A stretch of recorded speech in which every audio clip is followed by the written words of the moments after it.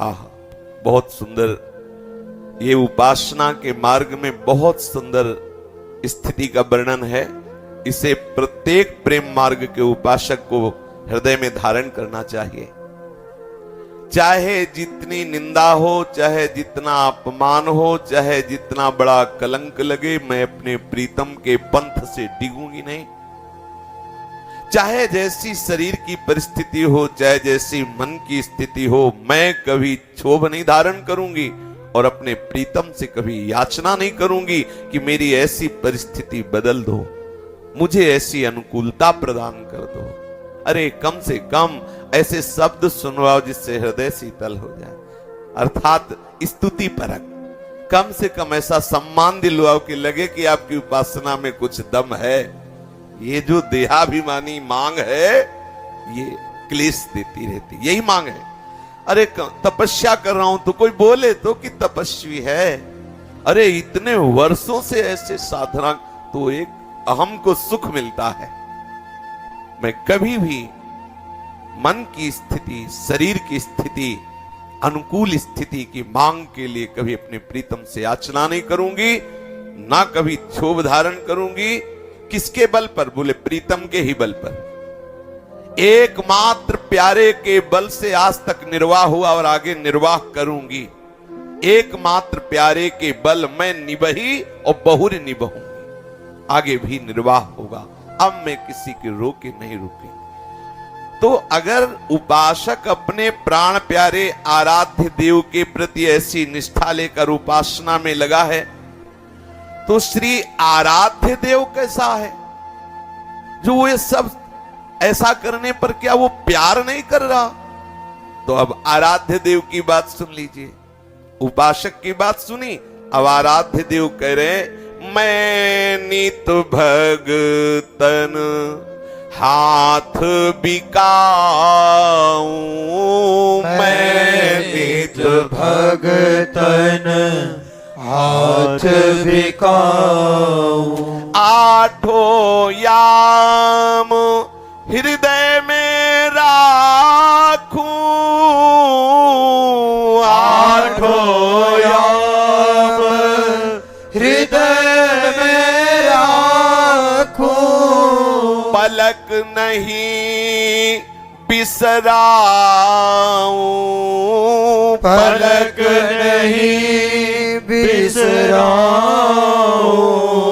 मैं नित भगतन हाथ बिकाऊं, मैं नित भगतन हाथ बिकाऊं, कल न परत बैकुंठ बसत मोही, जोगिन मन न समाऊं, कल न परत बैकुंठ बसत मोही, जोगिन मन न समाऊं, जहां मम भगत प्रेम युत गावहीं, जहां मम भगत प्रेम युत गावहीं,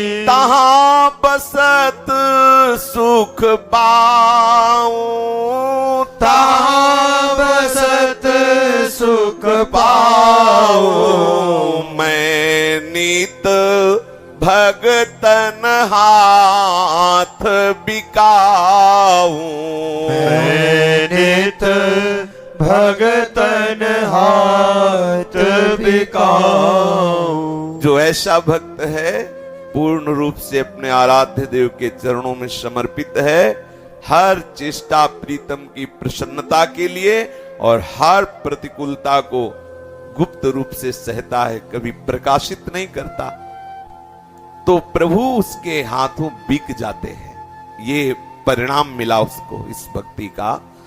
स्वयं परम स्वतंत्र सच्चिदानंद घन प्रभु कह रहे, मैं ऐसे भक्तों के हाथ में बिक जाता हूं। मैं आठों याम ऐसे भक्त को अपने हृदय में रखता हूं। एक पल के लिए भी मैं ऐसे भक्त को नहीं भूलता हूं। मुझे वैकुंठ में परम धाम में भी चैन नहीं मिलती, मैं योगियों के हृदय में भी स्थायी नहीं बैठता, लेकिन जहां मेरे ऐसे भक्त होते हैं, मेरा प्रेम युत गान करते रहते हैं, मैं एक क्षण के लिए भी वो स्थान नहीं छोड़ता, सुखपूर्वक सदैव वहीं वास करता हूं जहां मेरा भक्त होता है।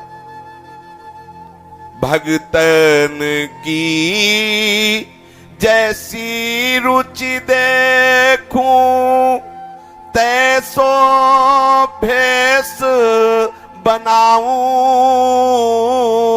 भगतन की जैसी रुचि देखूं, तैसो वेश बनाऊं। तारूं अपने बचन भगत लगी, तिनके बचन निभाऊं। तारूं अपने बचन भगत लगी, तिनके बचन निभाऊं। मैं नित भगतन हाथ बिकाऊं। मैं नित भगतन हाथ बिकाऊं। मेरे भक्त की जैसी रुचि होती है, मैं वैसा ही रूप धारण कर लेता हूं, वैसा ही वेश बना लेता हूं। त्रिलोचन जी के यहां नौकर की जरूरत थी, तो अखिल लोकों का साहब नौकर बन गए। सेन भगत को संत सेवा में तन्मयता प्राप्त हो गई, तो सेन नाई का रूप रख के राजा की सेवा में ब्रह्मा शिवादि सनकादि जिनकी चरण रखने की चौकी को अपने माथे से रगड़ते हैं, वो प्रभु अपने भक्त अर्जुन का सारथी बना बैठा।